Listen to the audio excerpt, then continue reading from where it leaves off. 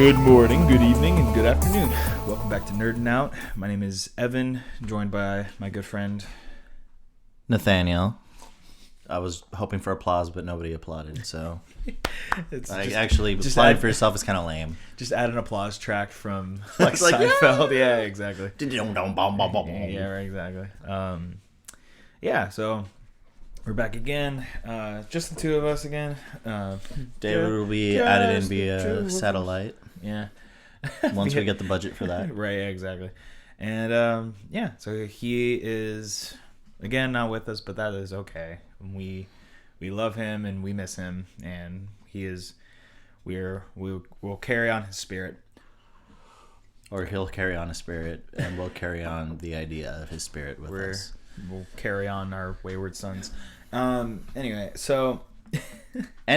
since David's not that important, is what Evan means to say. No, we love David so much. Hopefully we'll see him here soon. Yes, for sure. But so this is. Are we chit-chatting, or are we getting into the Star Wars? Star Wars. Well, yes, the Star Wars is a thing that happened. It happened last year, technically. It still feels really like fresh. It feels like it was a movie that came out this year because like everyone's talking about it still. Mm-hmm. Which I don't know. For better or worse. For better or for worse. I don't know if J.J. Abrams considers it a success because people are talking about it a lot. It's very viral right now, but not always for. It was the least financially successful of the new trilogy. Yeah. Well, I mean, I don't know if you. Yeah. Well, I mean, like. I don't know if you projected. Yeah, I don't know if you consider. It's hard to consider. A movie success based on like how much money it made. Yeah. You know what I mean? Just because it made a lot of money doesn't mean it's particularly good. I still didn't like this movie. Right. But for J.J. Abrams, like monetary wise, that's what he cares about. Yeah, that's true. Like he's not making Star Wars to win awards. No, he's also not good at making like Star Wars movies. Well, I mean, Force Awakens was okay. Force Awakens was better than I really liked Force Awakens. Force Awakens was better than this movie, but this movie, he's not good at making endings. I think that's what he's good at starting trilogies, but he's not good at ending things. Apparently, I didn't finish the Star Trek movies. I've only seen, I think, the first one. I saw the first one. I saw the first one, which was good. But the thing is, though, like, excuse me, sheesh. But yeah, he's just not good at ending. Okay, so we're talking about Star Wars: Rise of Skywalker, Episode 9. This is going to be spoiler review, and then we're going to kind of go into what we thought about this new trilogy as a whole, Episodes 7 through 9. It's this movie's been out for a couple weeks, so if you haven't seen it yet, go see the movie and. Finish up the Star Wars 9 film saga. I really I was not looking forward to this movie, but I only really went to see it just for closure. Yeah, if you're a Star Wars fan, you kind of have to. Yeah, it's kind of on principle because it's like I've watched 8 films. I'm not gonna watch the last one because I didn't like the previous one. It's exactly. Well, it's like not finishing a book almost. Yeah, it's like if you didn't like the the second to last chapter, you're not just gonna drop the book because you didn't like that. And it's like, well, I'm invested. I kind of have to. Yeah, exactly. I have to see how this ends, and I was unfortunately part of that really low box office numbers because just for that reason alone. And yeah, so going from here on, we're gonna be talking about spoilers. We're not gonna even do like a first impressions non-spoiler part because this episode will be long enough without that. So. Okay, so first off, the dead speak. That's just the dead speak. Oh, that's just. You mean at the very end of the movie? No, at the very beginning, the opening crawl is where we start. Is that what it says? Yeah, that's how the opening crawl begins. The dead speak! Exclamation point. I do not remember that. Yeah, which actually, you actually hear what Palpatine says. People actually heard what Palpatine said in the dead speak, and you will never believe where, in an online Fortnite event. Yes. For Star Wars. Is that what? Yes. He speaks at the end. Did not know that. And talks about like the revenge, basically. I knew there was like some crossover, but I didn't know like what it was. Yep. Yeah. Fortnite had an event where I was actually part of that event. because I wanted to see what it was like. Very underwhelming. Yeah. It's just like, and why? At the end of the event, Palpatine speaks and like declares that he's back, basically. And it's like, the revenge of the Sith and all that stuff. The day of the Sith. Okay, so starting there, that was my least favorite part of the movie. It tried to do way too much. This movie was exhausting. It was over, and I was like, it went really fast, but because it was going so fast, there was so much content. Like when people say nonstop action, you know, they mean that in a good way. I mean nonstop action in a bad way. This movie never stops to breathe, ever. No. It rushes through so much stuff. It has the worst pacing. It just is unrelenting. It's unrelenting.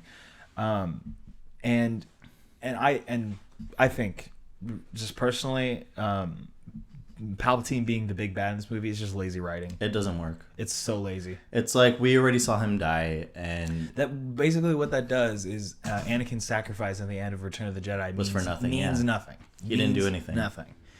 So much for bringing balance to the Force. Yeah, so much for being the chosen one. Well, because he's not. I don't know. I don't know if he is the chosen one. Because I mean, they reference later. It's just like bring balance to the Force as if I did. Like Anakin's Force ghost is saying that, or not even his ghost, just his Force ghost voice is saying that, and it's like, well, did you though? Because he's still alive. Like, did you?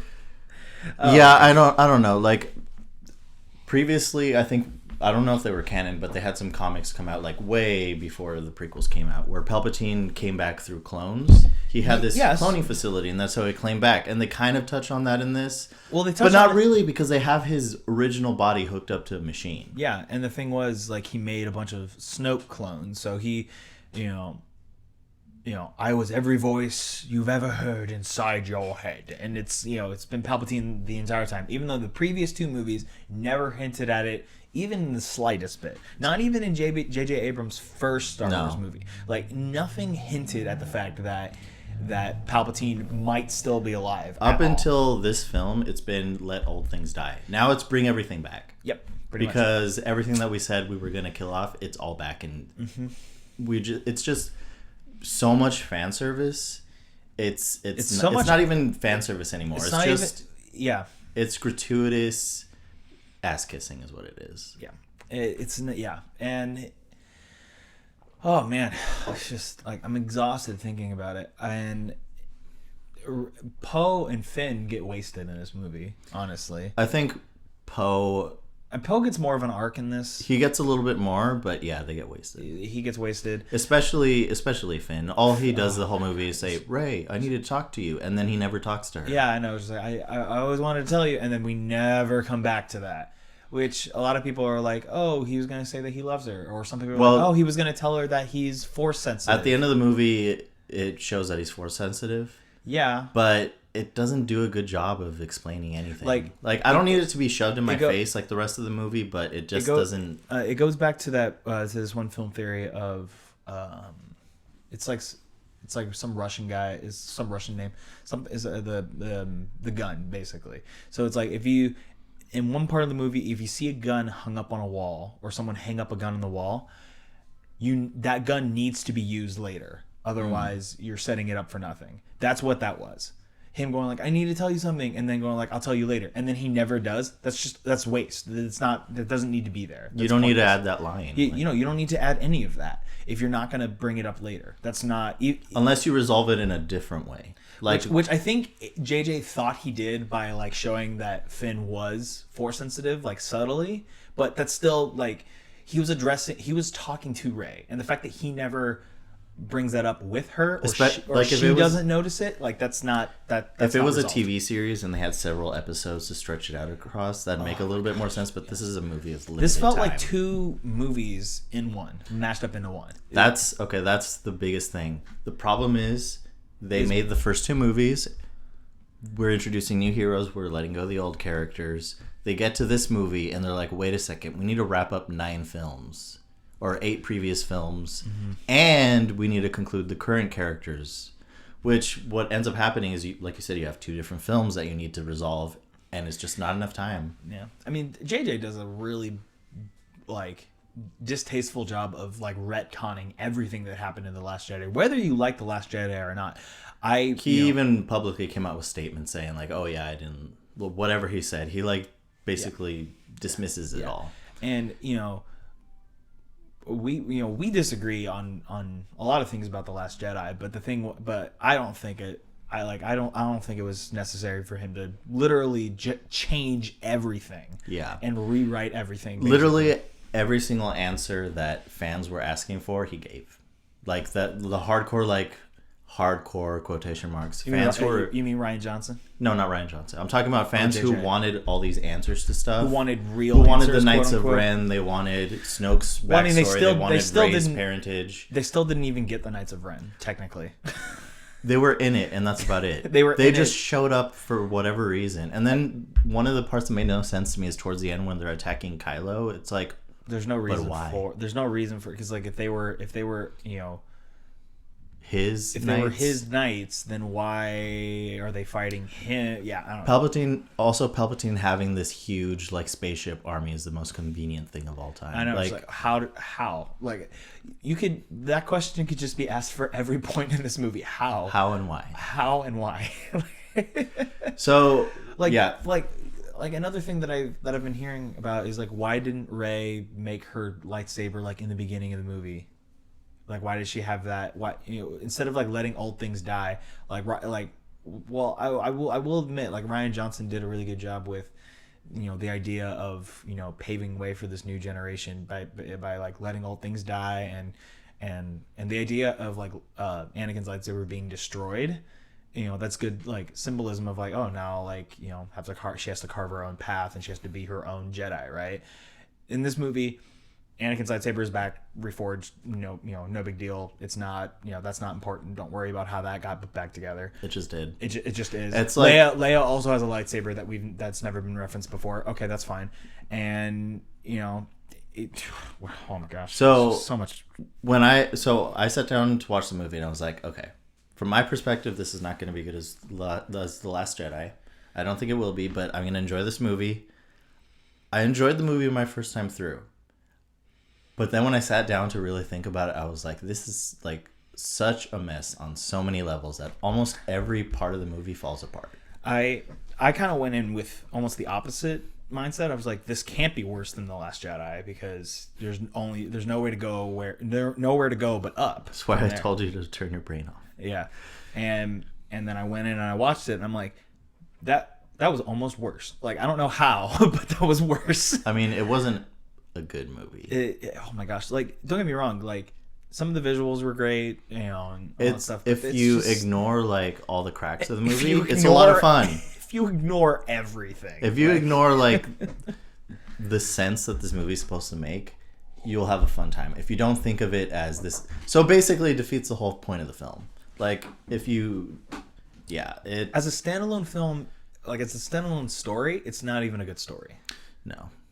And it's basic. A lot of the main threads story wise are torn straight out of The Last Jedi, or not The Last Jedi, Return of the Jedi. Yeah, they're just a bunch of the problems. There's the redemption arc with the pseudo Darth Vader character. There's the main hero who has to battle with their dark side heritage, and it's just so. I think what it comes down to is J.J. Abrams doesn't know how to tell good stories. He just rips off other stories. He's good at like jump starting reboots and stuff, like the thing he did with Star Trek. He's good at that, and like making it full of like fan service and kind of like, oh, like, here's nostalgia, and then but then you can't do that with an end. It has to like continue from arcs from previous movies. And another problem with this movie, it brought up a lot of new material that it then had to resolve. Yeah. Like, it just, we had enough to resolve. You didn't need to bring up more. I know, yeah. And then they also brought up stuff that has to come up later and that needs to be resolved in like a Disney Plus show later. Like the thing with Lando at the end. She was like, I don't know where I'm from. It's like, oh, well, let's find out. That was so... I facepalm so hard. I was just like, are you freaking kidding me? Like, Disney can't even stop stroking themselves for 1 second to like just make a movie. Lando, totally pointless. He was just like... I feel really bad because I really like Lando from the original trilogy. He was a really cool, charismatic guy. and he's The problem is the film did need yet one more thing to put in there. Yeah, and speaking of characters that I loved, but didn't need to be in this movie, freaking Han's ghost. He didn't have to be there. If anything, why was he there? He wasn't force sensitive. Why was he? You know what I mean? I think I liked that scene. I thought it was a good I thought it was good too. Like that was like some of the best acting from Harrison Ford like in this trilogy. But I agree, it didn't need to be there. Like I don't know why. Like I don't know why Anakin's Force Ghost didn't show up at any point At the end of the movie, not physically, but his voice, and so did 20 other Jedi. It was it was around 10. Yeah, it was a lot, and that moment was cool too. I appreciated that. That was a really cool idea, but I don't know. I feel like that scene with Ben Solo and Han Solo on the wreckage of the Death Star. I thought that was a cool moment, and that kind of weird not the weird, but the when Ben kind of comes back and says dad, in a way he's saying I love you, and Han is going like I know. It's that kind of cool that was a good moment. I appreciated that. But I felt like his turn back to the light side came so late. You know what I mean? Because you think it could have come earlier in the movies? I think it could have come earlier, and what could have been better was the Knights of Ren seeing in Act 2, he's unsure in the first act, and after his failure in The Last Jedi, at the end, and the Knights of Ren are more oh well, maybe he's not as fit to lead as we thought. And then in the second act, he does come back, and then there's the conflict of, the rebellion learning to trust Ben Solo after he's been fighting against them for all this time, and the Knights of Ren become the big bad basically at the end instead of. Are you talking about taking out Palpatine? Yes, absolutely. Yeah. Yes, absolutely, because Palpatine didn't need to be there, and then that would have fleshed out his redemption arc a lot better and a lot cleaner than him just turning at the end because Rey healed his boo-boo and I think you know what I mean? I think what the movie gave us was it was decent at converting, at having his whole conversion, because the previous two movies had set him up to turn. Yeah. He's been a troubled character the whole time that he's showed up in the movies. I mean, but I agree, his turn towards the end was just too on the nose. Too quick. Yeah. With that being said, Adam Driver is probably the best actor in this trilogy. I think. My opinion. I think Kylo Ren is probably the most interesting character in the three movies that we have. He's the most fleshed out, most interesting. Yes. Adam Driver does a great job of portraying that. Mm-hmm. Whereas, I love Daisy Ridley, but Rey is mostly pretty flat. She doesn't get given that much personality outside of. She's not given that much personality, but she's given everything else. Which now that she's a Palpatine, we can explain her being so powerful. But I didn't need another Palpatine or Skywalker or whatever. It's just too on the nose. I mean, she's a Mary Sue. That's for the most part. For the trilogy, yeah, she is. She's just given everything without really. At least in this movie, they hinted at the fact that she trained a little bit. Yeah. Whereas the first two movies, no training at all. But she's all of a sudden. She had training in The Last Jedi, but it was very brief. It was 2 days. That's what they showed it as. That's what you assume. It was 2 days, and her training was, that weird thing with Luke where the joke with the palm leaf. Well, also when she went down into that weird pit. Was that training, or was that just her? Well, that was seeking something. That was her seeking something, but that was not part of her training. But it happened during her training. It happened during her training, but it didn't. I don't think that was directly linked to her training. And then there was the one thing with her, in the cave. No, with the lightsaber doing that really weird. Oh, just hitting a rock or whatever. Yeah, that was her training. Yeah, I don't think it did a great job of showing how long she was actually there, because I think she was supposed to be training longer. But the way the movie showed it, it just seemed like 2 days. Well, I mean, No, I mean it wasn't. I don't feel like it was, because the thing was, they were lining it up with a linear timeline of like, no, we have like 16 hours until the ship is out of fuel. So I think they were lining it up linear. It's like she was there for, you know, like 12 hours or something, and then she left. Yeah. For like a day, and then she left, and or like 2 days or something, and that's and the thing was, The Last Jedi happened right after Force Awakens, so there wasn't like a time jump or anything like that. No, not really. And this one there was some time that passed, and actually showed her training a little bit. But explaining that she's a Palpatine, it basically solves that issue. Yeah. Like, she came from this really powerful family. But it's still. I hate that. I hate that too. It's so lazy. And I mean, it's a. And why would Palpatine want Kylo to kill Rey if he really wanted Rey to be there? You know what I mean? Are you trying to use logic with this movie? Yeah, it just doesn't make sense. Yeah, I'm trying to insert logic where logic doesn't exist. Yeah. Yeah, and I felt like Rey dying made no sense. It's like she blocked all the Force lightning and everything against Palpatine. That was stupid as hell. Which part? Blocking the Force lightning? Yeah, I know. It's just like, oh, let me add a second lightsaber, and then that is what that made me really like. That just looked like JJ was just like, how does she defeat Palpatine?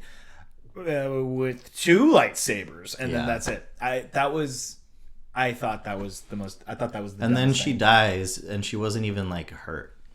It's like, why'd you die? Well, she got her life force drained a little. Oh, bit, right, a little bit. And then she was tired, but she was tired after. And then she died because after pushing back. Yeah. And she died because woman, so Ben stays alive, but she died. Oh my gosh! Can we talk about like just like the non-payoff of deaths in this movie? There was like 3 fake outs in this movie. Chewbacca. That JJ did not have the balls to pull off. Yeah. Or he didn't. Yeah, like Chewbacca fake dies. C-3PO gets wiped, but he doesn't get wiped. Yeah, I know. Yeah, he gets wiped, and they play it up like if his memory is wiped, then he dies. But then she's like, oh no, he just comes back but doesn't remember anything. But that's okay, because R2 has his memory backups. Of course he does. Mm-hmm. And then Rey dies, but she doesn't actually die because he doesn't have the guts for that either. Yeah, but he also didn't kill her off in the best way. Yeah, no, and then also Kylo, and then Ben Solo doesn't die after he gets thrown into the pit. But then he comes back. He does die. Yeah, so exactly. Yeah, a lot of die but don't die. You know.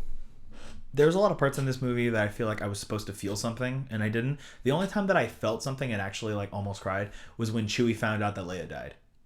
Same. That was really that like really tore me up. Like I felt so bad for Chewie because those are established characters that we know something about. Those are established characters that they actually develop, that we give a crap about. Exactly. Yeah. And that says something because Chewbacca is not the most well developed character. He's mostly in the background, and that gives more emotion than most of what happened. I know, and oh my gosh, there's so many things that I feel like this. We can go more into just trilogy as a whole. I feel like there's so many things this trilogy could have done better with the characters that they had without changing any of the characters. Really, at least the main cast of 3. Mm-hmm. There's so much more they could have done. There's so much potential for these characters. Yes. Like Finn totally gets wasted in this trilogy. Like they said, like the idea of him like being the stormtrooper that like breaks out and becomes, like this rebellion hero, that's already really interesting. And that gets no like real service at all, at all. In episode 9, like he meets other stormtroopers that broke free, but his whole arc should have been becoming like the person that kind of like seeks out and tries to save other like indoctrinated kids and like stormtroopers and stuff like that. And the fact that they hinted him being force sensitive and like using a lightsaber, him training as like another Jedi was something that they could have experimented with. But they never touch it. He never touches the lightsaber again, ever, after episode 7. Never. And they he's just totally wasted. Is he just in The Last Jedi and Force Awakens, he just runs around yelling Rey is what he amounts to. Not really even in The Last Jedi. Finn and Rey like share like 0 screen time. 10 minutes screen time at the end. Like they don't even see each other the entire movie. Yeah. and then back in, and it's a shame because Poe, Finn, and Rey, they're, to me, like those I three. really like the actors. Those three, yeah, they have good chemistry. Yeah, I think what they should have done is started a whole new trilogy with them as a center, and finished off like the other movies with the older actors. I don't know, because they seem like they forced them together, and then they like didn't give each other time to breathe to be able to like fully tell the stories they wanted to. They're trying to flesh out these new characters while at the same time, giving screen time to these older characters, and it just doesn't work because it's like they really want you to care about these new characters while at the same time going like, but look at these older characters. Remember Star Wars? And it's like it doesn't work. No, it really doesn't work. And and I think. And then what happens is, which really bugs me because I really hate listening to this, is just people will flip it around and say like, oh well, the reason why you don't like these new Star Wars is because you hate strong female characters. No, I don't. I just hate bad writing. And if your character falls flat, that's not my fault.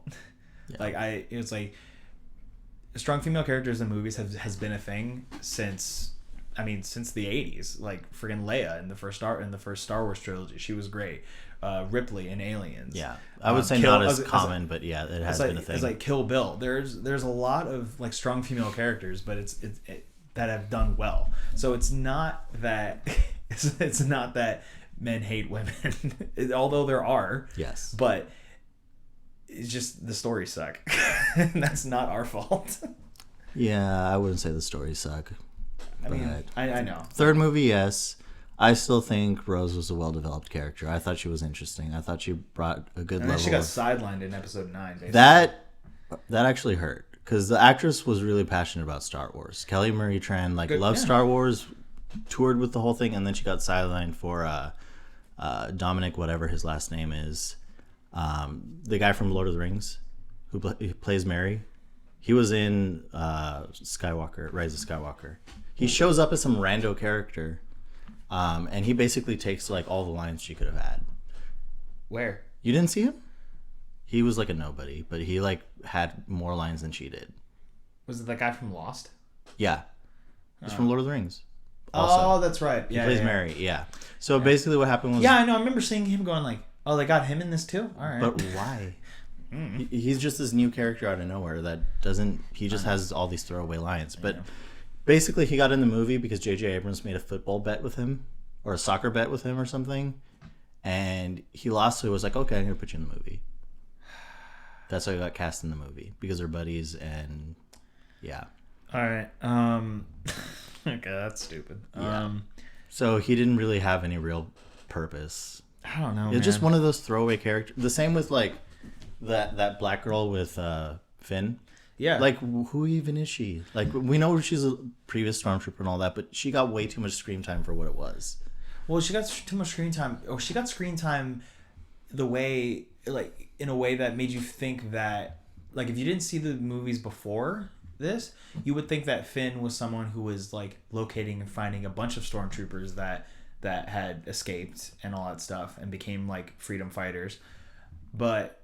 that's not the case. This is the first time we've met other stormtroopers that, like Finn.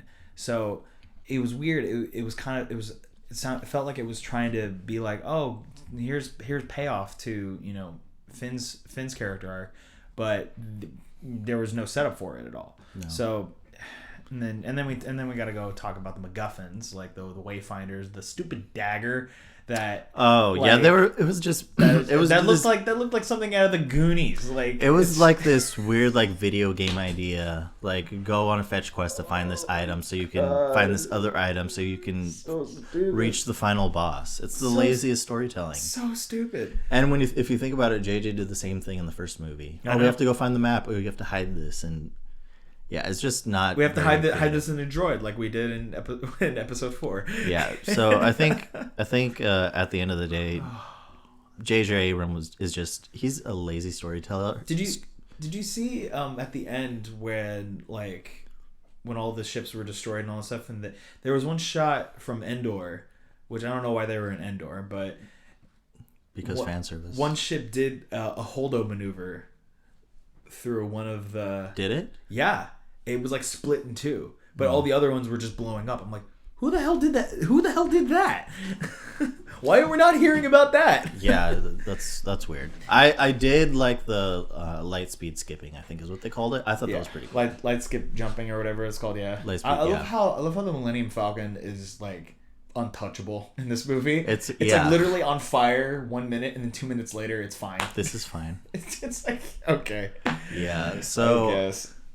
I enjoyed it when I watched it to some degree, but it's such a wasted opportunity, and I don't know. It's just not a great movie. It's not. And the thing was, in the Death Star ruins, which I thought the whole thing blew up, but I guess a big chunk of it was fine. Whatever. Yeah. I never cut that, but okay. I always thought it just blew up into little tiny pieces, but apparently a big enough the Emperor's throne room was if it's the size of the moon, how come it was so small in the ocean? It's just because that must have been a really big planet. I did like the set design for that one, just like how that being there affected the waves and everything inside. I thought that was visual. The movie definitely was visually amazing. Yes, it had a lot of great set pieces. I will definitely give that to this movie. It was the art team definitely killed it. Yes, they did the best with what they had. And then I also really liked the lightsaber fight. I was just about to say I did not. You did not? This trilogy, I think episode 7 was probably my favorite lightsaber fights. The other two was bad. I thought it was great. I really enjoyed it. I feel like the throne room scene looked really nice. There was still a lot of things in 7. No, in 8. There were still a couple things in there that I kind of you watch it again, and there's a lot of things that don't make sense choreography wise. But that's that could be in any Star Wars movie. But I feel like the lightsaber fight in episode 9. I feel like it was just very. I don't know. It felt very lethargic. Does that make sense? I think I know what you mean. It felt very slow and. What would you have liked to see? I don't know. I have a feeling, or I feel like the editors were okay, so in episodes 1 through 3, they spun their lightsabers really fast, and that was really hard to rotoscope. So is there a way that we can, make it easier for us? So just make them swing the lightsaber slower. I felt, you know what I mean? I felt like, I don't know. I don't know. It felt like it took a step down from how electric and how it was before, and it took a step down from being as dynamic as it was, because George Lucas's whole idea for the prequels where it's we had lightsaber fights in the original trilogy, but then we'll do this in the prequels, Jedi's in their prime, and how a young energetic Jedi would fight. And then we have these younger characters who are in this movie who it's oh yeah, this should be how young Jedi's or Sith in their prime. And I think the most we got, or the most exciting duel I think we got, it wasn't even a duel. It was the one in episode 8 with Luke and Kylo, with Luke's projection. I think that was the most exciting thing, and the lightsabers didn't even clash. So I don't know. I think it depends what you're looking for in a lightsaber fight. I think the new trilogy, they grounded it more in actual sword fights, while the prequels, they made it way too showy. It was way too unbelievable. It was way too flamboyant. And I understand the whole at the peak of their whatever, but they wouldn't fight like that. That doesn't make any sense. They would just end up dead. Yeah, I think. And then the original trilogy was just way more just sparring, almost like fencing, fencing. Yeah. Yeah, which that's fine. I get that, and I think Lucas was talking about in the original choreography for the prequels, a lot of it was based off of the sword fighting style kendo. In the prequels? Yep. it was based off of kendo, which is an actual a Japanese sword fighting style. Right. Yeah, so it was based off that fighting style, and so it was based in some ground of reality. I think George Lucas did want to play it up as more of like a kind of like a dance or ballet and stuff, but it was still based in that route. I can see that in the new trilogy. I can see that, but I feel like the best instance of that was in episode 7 when Finn picked up the lightsaber. I feel like that one that fight seemed really like kind of like brutal and seemed more like that had stakes. All the other ones, I didn't feel like anyone was in danger. You know what I mean? I could see that. But that's just my 2 cents about that. I don't really want to. Oh God, so much cracking and like just all these old bones. Old bones. I'm like 25. So old. Right? Doesn't get much older than that. Right. I know.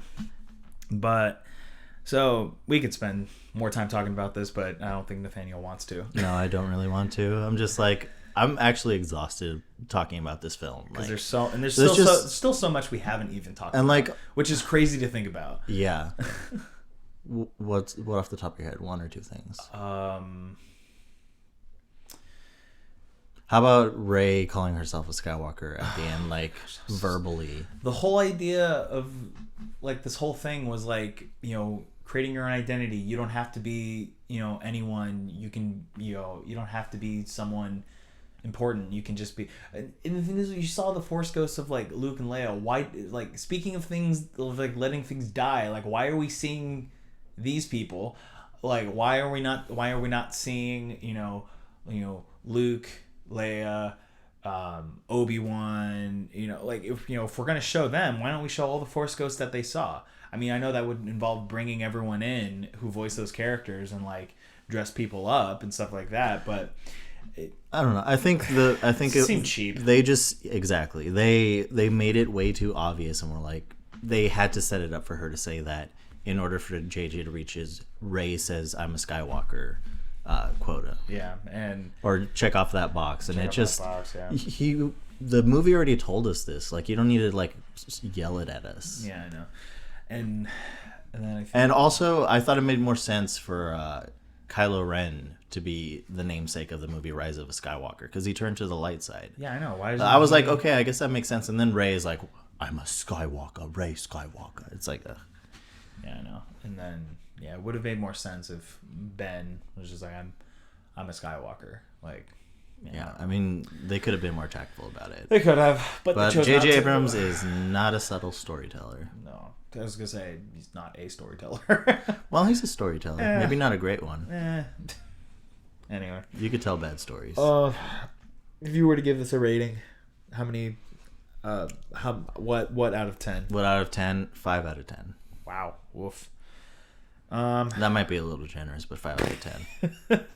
That's giving it. I enjoyed it, but it was not a good film. If you can turn off your brain and just like absorb it as entertainment, you could probably. Maybe if I just strictly from viewing it in the theater when I first went, 7.5 enjoyment value, but in my mind this is a 5 out of 10.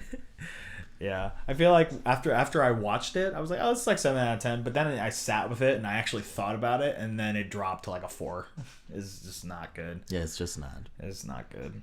No, it's unfortunate. I really don't want people to hear this and like create your own opinions about it before you see it. Definitely go see it with an open mind, and if you like it, great, go for it. Like enjoy it. Let that be your favorite movie. But for us, it just not.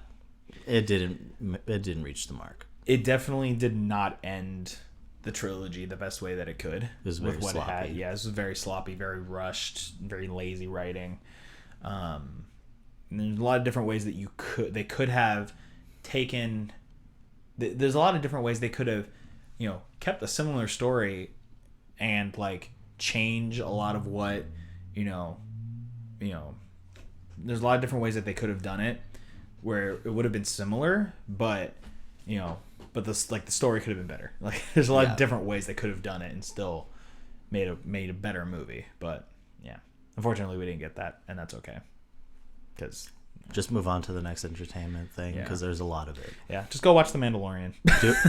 I agree with that statement. That's the better Star Wars. Just go watch The Mandalorian. Yeah. So 4 out of 10 for you. Yeah, 4 out of 10. Yeah. I feel like that's generous. Like, yeah. Thinking about it more, like my gut reaction now is to give it, But the thing is, they're good things in it. There's enjoyable things in it, but it's because I feel like if you give it a 3 and lower, that's reserved for films that functionally just don't. They like look bad. They like aren't shot well. They're like all these different things. Like this film wasn't quite there. Yeah, like. Look, I think the visual aspect, the set design, the music was great.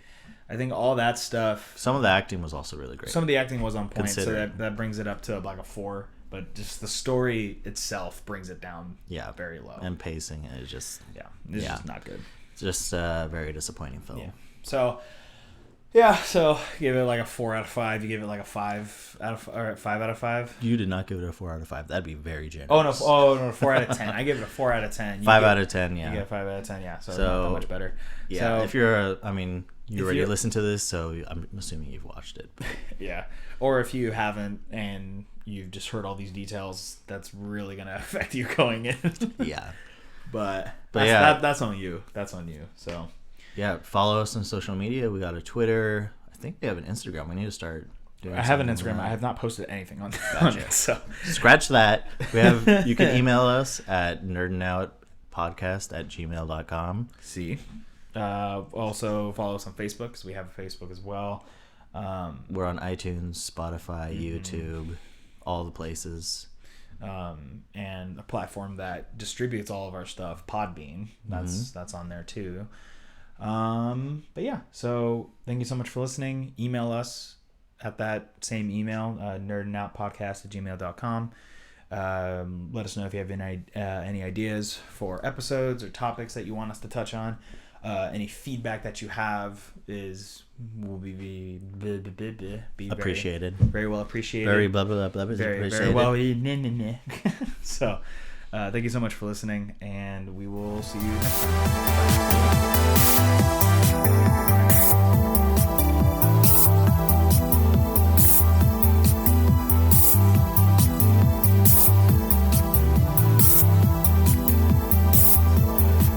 I love how 2020 started. It was very it's like, oh, this year will be great. Yeah, it's like January 1st and 2nd is all like, oh yeah, new year, new me. Yeah, it's gonna be exciting.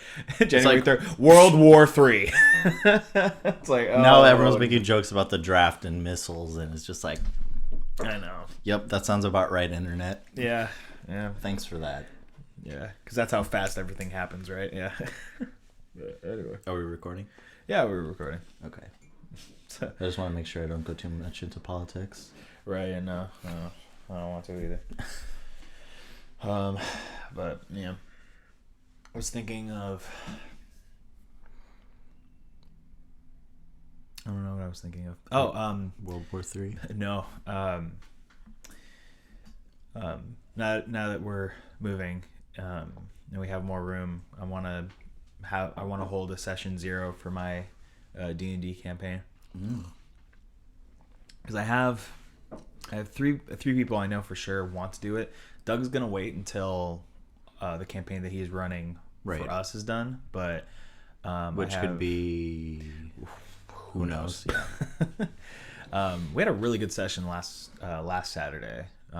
A lot of stuff happened. We got over 1,000 XP. It was insane. I don't know if that's a lot, but I'm assuming that's a lot compared to what we've gotten before. We used to get 200, 500, okay. So it's almost double. But yeah. Has anyone died, or are you still going strong? We're still going strong. We actually added a new player who will be part of our main campaign going forward too. He made a Black Dragonborn warlock. Who is 85. So nice. Yeah, so we have an old man dragonborn to replace your old man dragonborn basically from the D&D one shot that we did, so that'll be fun.